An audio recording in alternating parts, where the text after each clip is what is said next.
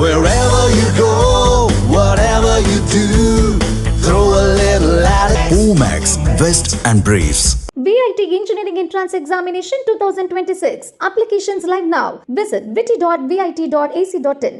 அந்த பேசுறது தான் சொன்னாரு கருணாநிதி தீய சக்தி, தீய கட்சி, நாங்க தூய்மையான கட்சினர். என்ன தூய்மையான கட்சி? நீ எப்படி தூய்மையான கட்சி ஆக முடியும்?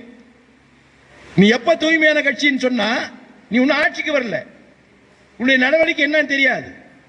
நீ ஆட்சிக்கு வந்த பின்னாடி உன்னை எப்படிப்பட்ட திட்டங்கள் கொண்டு வரன்னு தெரியாது. அந்த திட்டம் கொண்டு வந்த பின்னாடி எவ்வளவு ஒழுக்கமா அந்த திட்டத்தை நிறைவேற்றன்னு சொல்ல முடியாது. ரெண்டாவது, உன்னுடைய கட்சியிலேயே நீ ஆரம்பிக்கும் போது உன்னுடைய ரசிகரோடு ஆரம்பிச்ச. அந்த ரசிகரோடு ஆரம்பிச்சா ஒரு தனித்தன்மை உள்ள கட்சின்னு சொல்லலாம்.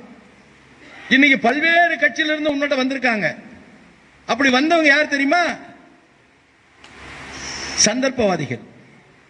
எங்க இடம் கிடைக்கும், எங்க வாய்ப்பு கிடைக்கும், எங்க வசதியான தலைமை பொறுப்பு கிடைக்கும், அங்க கிடைச்சா எங்க அடுத்த தேர்தல் நாம ஒரு பதவிக்கு வரலாம் அப்படின்னு நினைக்கிறவங்க தான் உன்னோட சேர்ந்திருக்காங்க.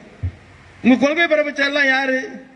லாட்டரி டிக்கெட் விற்கிறவன், இந்தியா முழுசும் லாட்டரி டிக்கெட் விற்கிறவன். அவர் ஏற்கனவே ஒரு கட்சிக்கு போனார், திமுக வந்தார், அங்கிருந்து வெளியேறி விடுதலை சிறுத்தை கட்சிக்கு வந்தார்.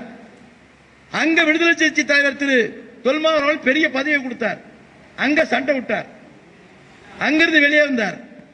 வெளியே வந்த இன்னும் பல கட்சிகள்லாம் போறதுக்கு பார்த்தார், நம்ம கட்சிக்கே வர்றது கூட பார்த்தார். நம்ம கட்சியில எல்லாம் வந்தவரை உயர்ந்த இடத்துக்கெல்லாம் வந்துட முடியாது. ஏன்னா அது உழைக்கிறவனுக்கு கட்சி.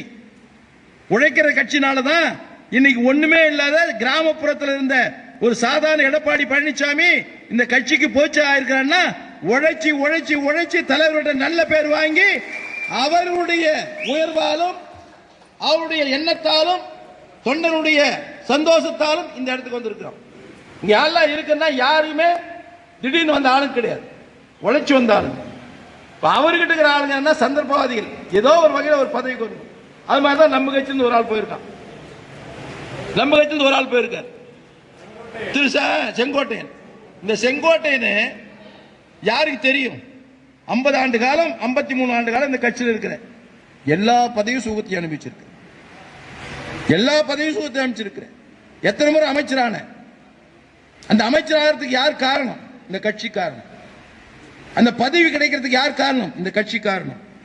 இன்னைக்கு பொருளாதாரத்தில் மிகப்பெரிய உயர்ந்த இடத்துல இருக்கிற பல கல்லூரிகளை வச்சிருக்கிற, பல நூற்றுக்கணக்கான ஏக்கர் நிலங்களை வச்சிருக்கிற, அதுக்கு யார் காரணம்? இந்த கட்சி காரணம்.